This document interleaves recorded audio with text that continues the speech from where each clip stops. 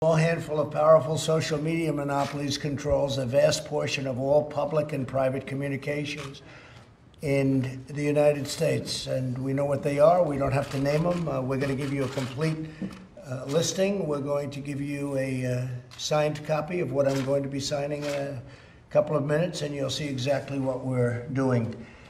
They've had unchecked power to censor, restrict, edit, shape, hide, alter virtually any form of communication between private citizens or large public audiences. There's no precedent in American history for so small a number of corporations to control so large a sphere of human interaction, and that includes individual people controlling vast amounts of territory, and we can't allow that to happen, especially when they go about doing what they're doing, because they're doing things incorrectly. They have points of view, and if we go by that, it's actually amazing that there was a success in 2016, but we can't let this continue to happen. It's very, very unfair. And you look at the statistics and you look at what is going on, and I think everybody would very much agree with that, including Democrats, by the way. I saw quite a few Democrats are saying this is about time something is done. So let's see if they keep that decision after they hear that we agree with them.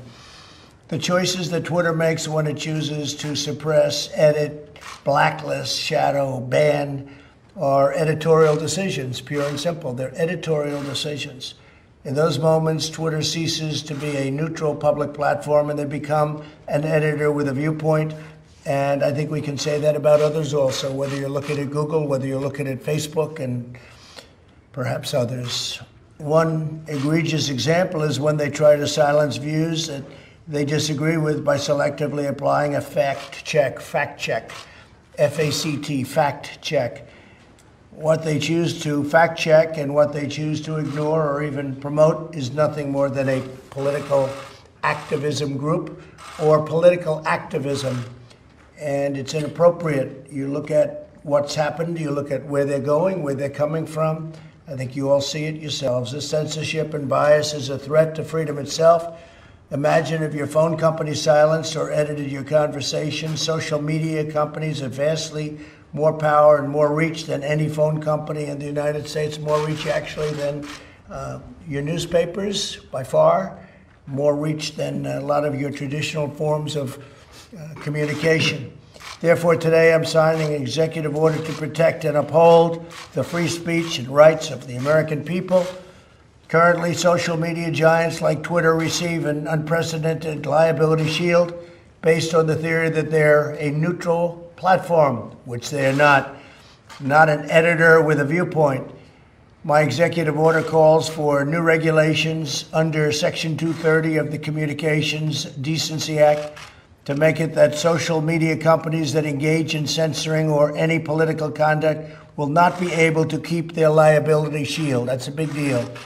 They have a shield. They can do what they want. They have a shield. They're not going to have that shield.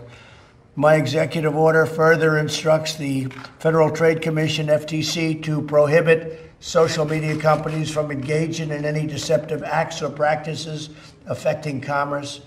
This authority resides in Section 5 of the Federal Trade Commission Act. I think you know it pretty well. Most of you know it very well. I would think you know it quite well, right? Additionally, I'm directing the Attorney General to work cooperatively with the states. He's going to be working very much and very closely in cooperation with the states to enforce their own laws against such deceptive business practices. The states have broad and powerful authority to regulate in this arena, and they'll be doing it also, and we encourage them to do it if they see exactly as we've been seeing. It's what they're doing is tantamount to monopoly, you can say. It's tantamount to taking over the airwaves. Can't let it happen. Otherwise, we're not going to have a democracy. We're not going to have anything to do with a republic. Finally, I'm directing my administration to develop policies and procedures to ensure taxpayer dollars are not going in any social media company that repress free speech. The government spends billions of dollars on giving them money. They're rich enough, so we're going to be doing none of it or very little of it. As president, I'll not allow the American people to be bullied by these giant corporations. Many people have wanted this to be done by presidents. for a long time. And now we're doing it, and I'm sure they'll be doing a lawsuit, and I'm also sure that we're going to be going for legislation in addition to this, and the legislation will start immediately. And I tell you, I've been called by Democrats that want to do this, and so I think you could possibly have a bipartisan situation. But we're fed up with it, and it's unfair, and it's been very unfair, and we'll see what happens. Any